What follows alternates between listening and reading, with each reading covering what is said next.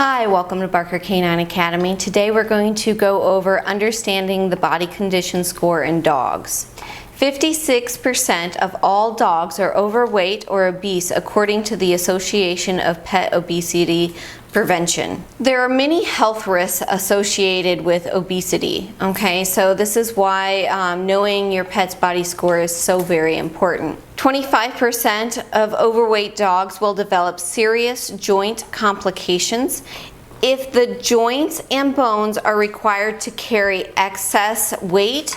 They usually become damaged. So this is that your pet is carrying extra weight and it puts stress on their bones, and it will eventually start to cause damage. Much like with people, when they are overweight, you'll notice that they're going to have more problems with their arthritis, things like that. Extra tension on the joints caused by an increased weight load can also lead to damage of ligaments. So a lot of times you'll hear, especially with our dogs, where they have a torn ACL that can be caused by carrying excess weight. The most common complications of obesity in dogs is the development of diabetes. Obesity causes an increase in insulin in response to the increase in blood glucose level in an overweight dog. Insulin is also more in demand simply because there's a greater amount of body tissue in an overweight dog. Excess weight can cause an increase in blood pressure, also known as hypertension. The heart obviously has an increased workload when in an overweight dog, since it must pump additional blood to excess tissues. It can lead to congestive heart failure. The additional fat in the chest restricts the expansion of the lungs. Extra fat in the abdomen can push against the diaphragm, and the diaphragm is what separates the chest cavity from the abdominal cavity. This also results in less space in the chest for lungs to expand on full inspiration. The overall health and ability to play, even to breathe, are diminished in overweight dogs. Overweight dogs often become more irritable due to being hot or in pain or simply uncomfortable.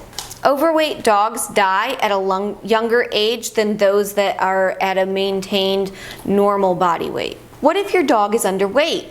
Well, that can be just as bad as being overweight. In some cases, being underweight can be caused by parasites.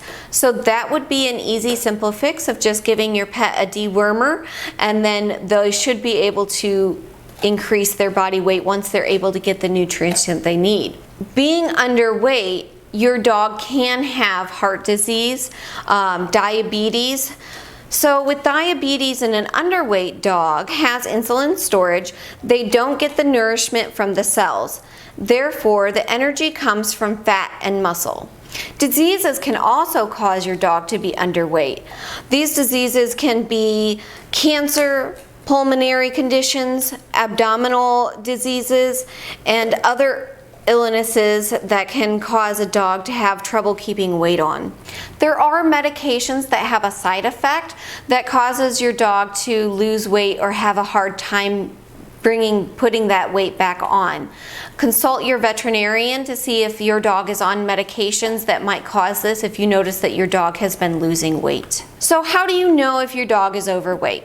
So there's this really nice body condition score that I got from Royal Canin, and it really explains in detail how to determine whether or not your dog is underweight, ideal, or obese. So a lot of this is just looking at your dog. You want to look at your dog from the side and then look down at them to determine. We're really looking at their curvature to see if they're underweight or overweight. So what you really want to see is a really nice tuck between the back legs and the abdomen. There should be a nice little tuck there.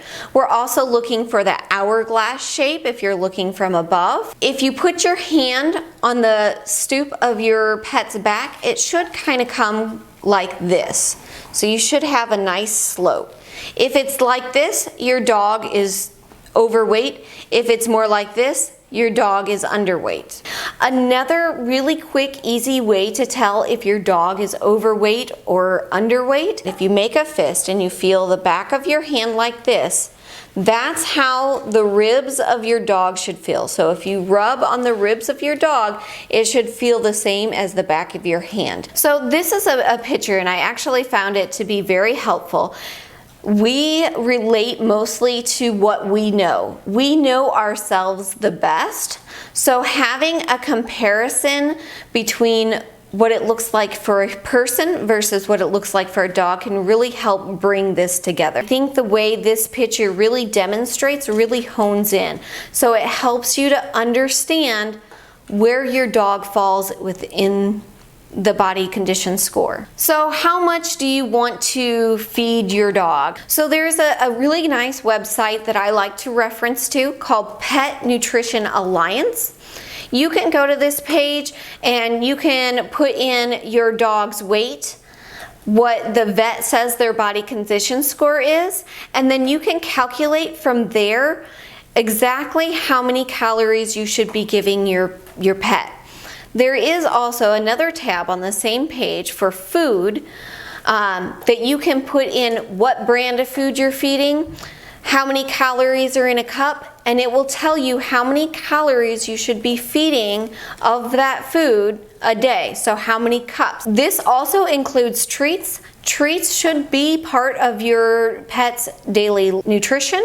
I know I feed a lot of treats during our dog training sessions.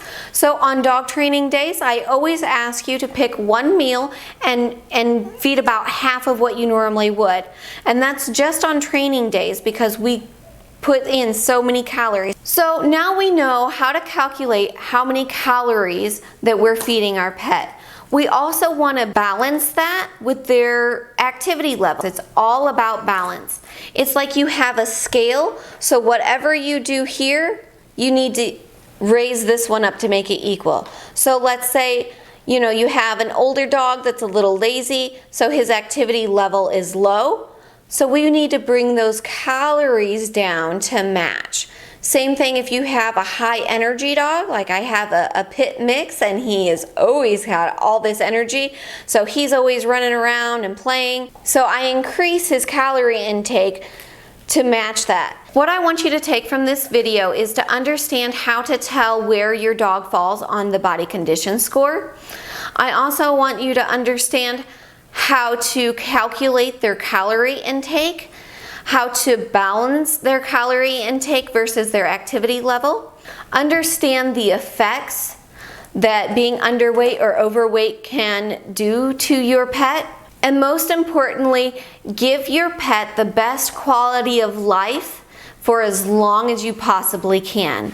That's it for Barker Canine Academy. Thank you so much for joining me. If you liked this video, give it a good thumbs up. If you want to see more videos like this, make sure you hit that bell to subscribe, and we'll see you next time.